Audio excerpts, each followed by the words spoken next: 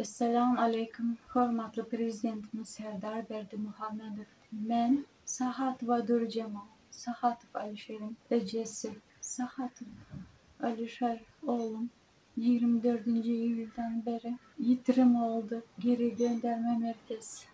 Yaban Şuba'da 3 ay tuttular. Sonra da 25. Eylül'de çıkardık dediler ama gelinim, ahtıklarım dört gözle beklediler ama hiçbir yerde çıkmadı. Yitirim oldu. Hürmetli Prezidentimiz Serdar Berdimuhamedov. Arkadaşımız sizden hayırlısınız, bize yardım edin. Oğlumun tapılmasına, ahtıklarım, gelinlerim Türkiye'de zor durumda. Bize de yardım edin.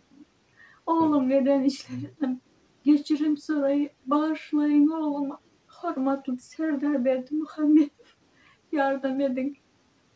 Yalvarıyoruz size.